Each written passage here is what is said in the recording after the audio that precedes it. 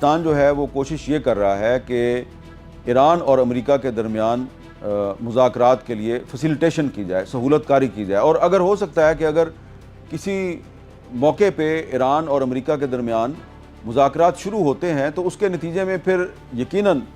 ایران کی یہ کوشش ہوگی کہ وہ امریکہ سے یہ کہے کہ ایک تو آپ اسرائیل کی پشت پناہی چھوڑیں، آپ اسرائیل کا ایٹمی پروگرام بھی رول بیک کروائیں۔ صرف آپ ہمارا ایٹمی پروگرام تو رول بیک نہیں کروا سکتے، جبکہ ہمارا ایٹمی پروگرام پرامن مقاصد کے لیے ہے۔ اب اس میں ایک اور جو نقطہ جو میں نے شروع میں بیان کیا تھا وہ یہ ہے کہ یہ جو مذاکرات ہیں ان کی کامیابی کے لیے ضروری ہے کہ ٹرمپ صاحب جو ہیں وہ اپنا کوئی ضامن بھی مہیا کریں، ان پر اعتماد کون کرے، کیونکہ اس وقت ان کی جو حیثیت ہے وہ ایک جھوٹے مکار اور دغاباز انسان کی ہے جس کی کسی بات پر آپ اعتبار نہیں کر سکتے۔ اور خود امریکن میڈیا یہ کہہ رہا ہے کہ اس نے ایپسٹین فائلز جو ہیں اس سے توجہ ہٹانے کے لیے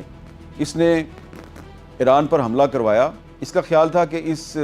حملے کے نتیجے میں ایک ہیرو بن کے سامنے آؤں گا، لیکن اب وہ ہیرو بھی نہیں رہے ٹرمپ، بلکہ دن بدن وہ زیرو ہوتے جا رہے ہیں۔ اور دوسری بات یہ ہے کہ اس میں پاکستان کو بھی بہت ہی محتاط رہنا چاہیے۔ کام بہت اچھا کر رہا ہے پاکستان، انٹرنیشنل میڈیا میں پاکستان جو ہے وہ اس کو بڑی اہمیت مل رہی ہے، لیکن پاکستان اس بات کو ذہن میں رکھے کہ پاکستان کے اسرائیل کے ساتھ سفارتی تعلقات نہیں ہیں، اور اسرائیل اس کانفلکٹ میں، اس لڑائی میں ایک مین پلیئر ہے۔ تو یہ ہو نہیں سکتا کہ اگر آپ میڈیٹر بن جاتے ہیں تو آپ صرف امریکہ سے بات کریں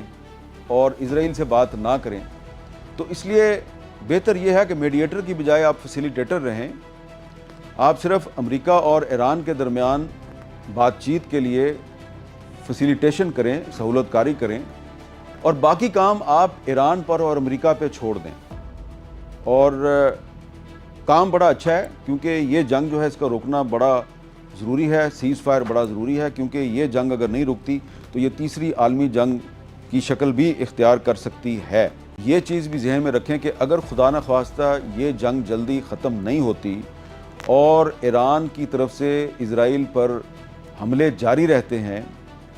اور اسرائیل جو ہے وہ سلولی اینڈ گریجولی اس کو اپنی شکست قریب نظر آتی ہے، تو ایسی صورت میں پھر وہ سیمسن آپشن کی طرف جائے گا، اور سیمسن آپشن وہی ہے جس کا ذکر ایک امریکن جیو سیمور ہرش نے اپنی کتاب دی سیمسن آپشن میں کیا ہے۔ تو جو بھی لوگ ایران اور امریکہ کے درمیان مذاکرات میں فیسیلیٹیٹر کا کردار ادا کر رہے ہیں یا میڈیٹر کا کردار ادا کر رہے ہیں، ان سب سے گزارش ہے کہ اس سیمسن آپشن کو ذہن میں رکھیں، اور وہ جو کولن پاول کی ای میل ہے کہ اسرائیل کے پاس 200 کے قریب ایٹمی ہتھیار ہیں، اس کو بھی ذہن میں رکھیں۔ سیز فائر ضرور ہونا چاہیے، دنیا میں امن ضرور قائم ہونا چاہیے، لیکن یہ امن جو ہے یہ صرف اس صورت میں قائم نہیں ہوگا کہ آپ ایران سے کہیں کہ تم اپنا ایٹمی پروگرام رول بیک کر دو۔ جب تک اسرائیل اپنا ایٹمی پروگرام رول بیک نہیں کرتا اور جو 200 ایٹمی ہتھیار اس کے پاس موجود ہیں ان کو انٹرنیشنل ایٹامک انرجی ایجنسی کی نگرانی میں اگر ضائع نہیں کیا جاتا یا اس کے حوالے نہیں کیا جاتا تو دنیا میں امن قائم نہیں ہو سکتا۔ یہ ون وے ٹریفک سے تو امن قائم نہیں ہوگا۔ اگر آپ ایران سے قربانی مانگ رہے ہیں تو پھر آپ کو اسرائیل سے بھی قربانی مانگنی ہوگی،